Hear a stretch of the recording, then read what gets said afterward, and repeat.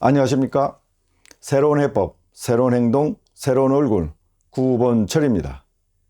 오늘은 제 122회 방송으로 문재인에게 여의봉을 지어준 윤석열이란 제목을 가지고 말씀드리겠습니다. 윤석열 총장이 결국 사퇴했습니다.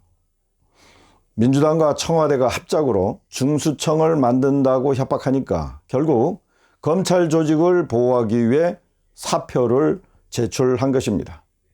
그러면서 그는 이제 사퇴 후에 자유민주주의를 지키기 위해서 또 국민을 위해서 무언가 일을 하겠노라고 공언했습니다. 호사가들은 이제 윤석열 전 총장이죠.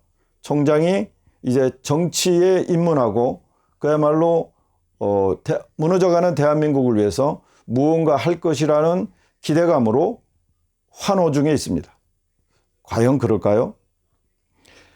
박범계 법무장관이 검사들에게 너무 걱정하지 말라 이렇게 얘기했답니다. 다시 말해서 검찰을 해체하지 않겠다는 의사를 표현한 것입니다. 결국 중수청 쇼는 윤석열을 제거하기 위한 하나의 야바이였습니다. 참 잡것들이죠.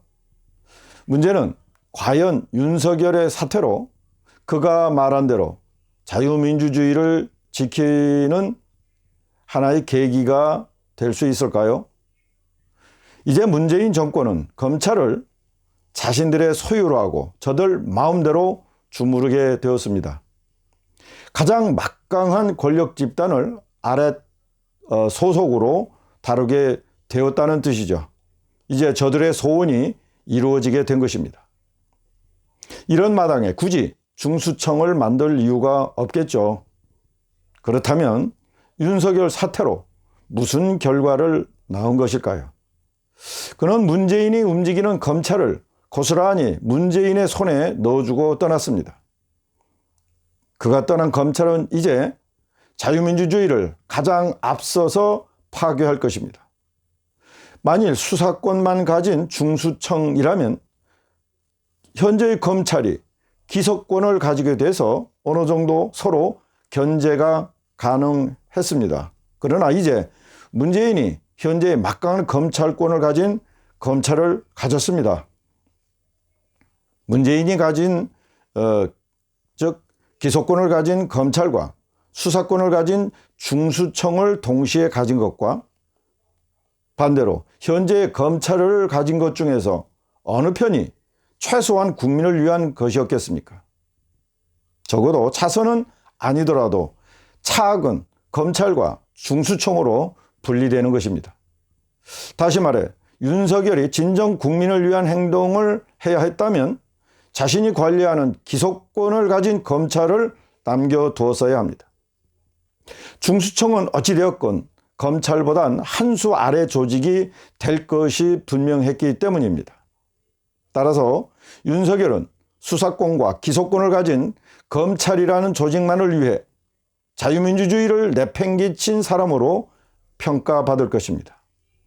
우리는 조직이 아니라 조직을 파괴해서라도 적어도 국민의 기본권을 지키려 희생하는 그런 예비 정치인을 보고 싶었습니다. 야바이꾼인 잡거들이 장악하고 있는 현 권력 앞에 법을 내세운 온실 속에서 여태까지 보낸 법조인이 과연 국민을 대변할 강심장과 지혜가 있을까요? 윤석열은 하나의 조직 속에 살아온 그저 그런 인간에 불과합니다. 이런 윤석열이 과연 어떤 희생으로 우리 앞에 나설지 매우 궁금합니다. 구본철과 개혁파는 윤석열의 행동을 보고 대다수 국민이 바라는 그런 지도자는 아니라고 평가했습니다. 지금 잡것들이 다스리는 이 혼탁한 세상에 흔하디 흔한 지도자는 어림없습니다. 구본철과 개혁파는 잡것들을 소탕할 준비가 되어 있습니다. 오늘은 여기까지 하겠습니다. 성장의 힘 구본철이었습니다. 감사합니다.